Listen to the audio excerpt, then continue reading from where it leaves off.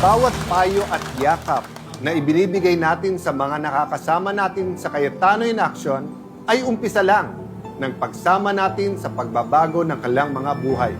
Tuloy-tuloy po ang pag-alam natin sa kanilang kalagayan at iyan po ang ating CIA follow-up. Kaya narito po sina Gemma, Ira, Diwata, Joanna at alias Gemma. Yung unang punta ko, bumalik ka na lang dito kapag may pabesa. Ngayong buwan ng mga kababaihan, muli nating kumustahin ang kalagayan ng ilang mga matatag, mapagmahal, malalakas na kababaihang lumapit sa atin dito sa Cayetano in Action with Boy Abunda. Hello mga ka-CIA from Luzon, Visayas, and Mindanao! Ako po si Maritim Queen Manny Lim. Ako naman si Maritim Richard. At dahil ngayon ay buwan ng mga kababaihan, nakakamustahin natin yung mga natulungan ng ating programa. Iisa-isayin natin silang Sige. dalawin. Isa-isay natin silang puntahan at kamustahin kung ano ng update sa kanilang nahingi ng payo at kung ano ng update sa kanilang mga buhay ngayon. Yes. So wag din natin patagalin na eh. Tara Ano po na. inaantay natin? Let's go! Let's go! Gusto ni Ira Medina, ang kababayan nating dumulog sa case-to-face na mabigyan ng ex-jowa niya ng sustento ang kanilang mga anak. Kahit walang natatanggap yung mga bata na regular. Matapos ang kanilang paghaharap, natutupad ba ang kanilang usapan? Kumusta naman po? So far po, malaki po yung improvement mula nung nagharap po kami sa CIA. Nagpapadala na po. Yes po, pati yung relationship niya between sa daughters namin, malaki po yung naging improvement at may nangyari po talaga kasi ilang beses pong nagpavowsy pero wala pong nangyayari. At then, ayun po, sa CIA, naayos po yung problema namin. Yung para sa mga anak ko po ay naibibigay po. Ayun lang. Mula po nung nagharap kami sa CIA, akala ko po tapos na. Pero binigyan po kami ng assurance ni Tito Boy and Kuya Alan na after the program po is may kamustahan na mangyayari. Yes. Time to time may message po sa amin which is si Miss Jolly po. Hindi po nawala yung message and pangangamusta po sa amin ng mga bata.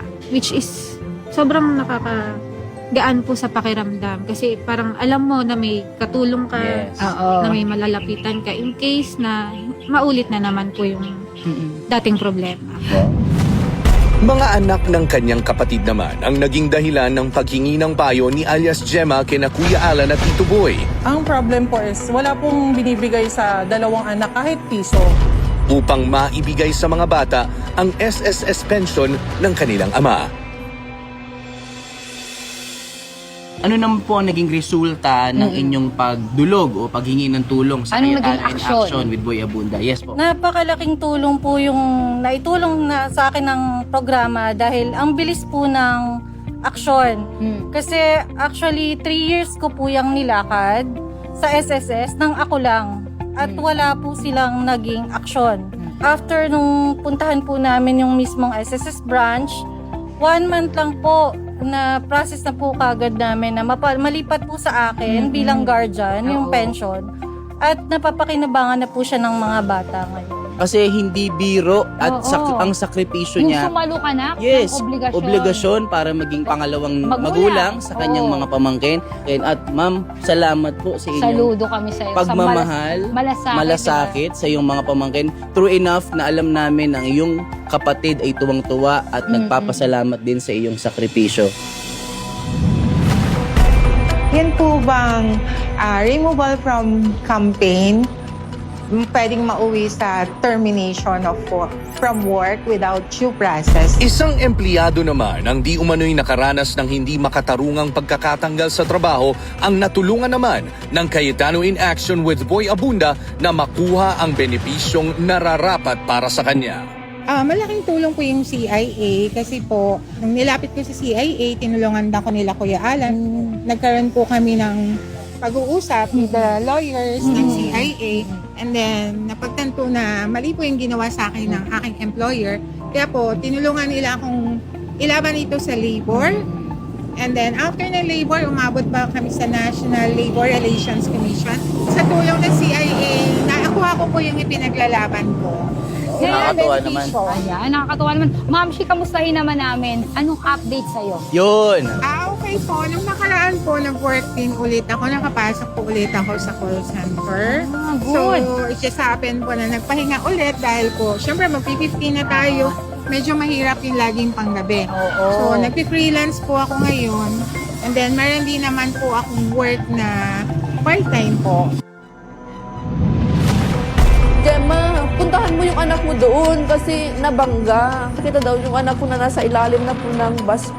Isang inang gagawin ng lahat para mapanagot ang mga taong nakasakit sa kanyang anak ang dumulog naman at natulungan nila Kuya Alan. Pumunta po kami sa CAA. Malaking tulong po sa yung binigay sa amin ng CAA dahil binigyan kami ng panghanap buhay, panggamot. Yun, ngayon, medyo ano naman po yung buhay po namin kahit papaano. Pero hanggang ngayon po, ano pa yung anak ko, nagagamot pa po. Yun po ang gusto ko itanong bago natin lahat pag-usapan yung tungkol dyan at kung ano-ano pa. Kamusta ba ang inyong anak ngayon? Medyo ano naman po, medyo Naka-recover na po Opo. ba siya? Good to hear. May ano pa naman po yung dito sa side niya po, ano pa, nagdudugo-dugo pa.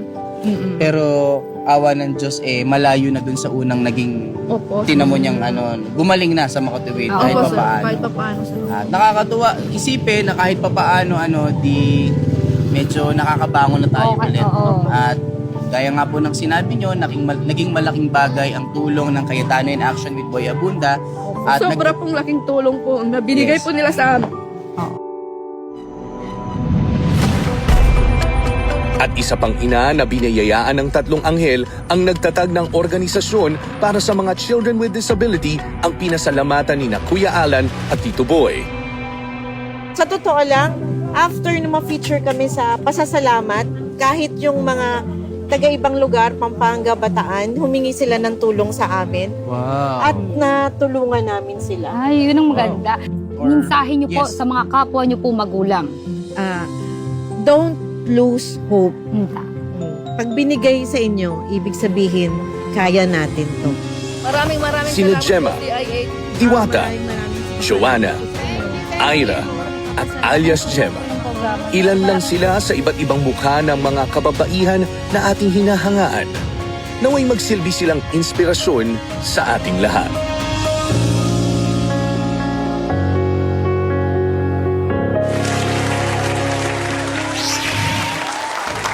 Hindi natatapos sa isang hakbang ang pagtulong.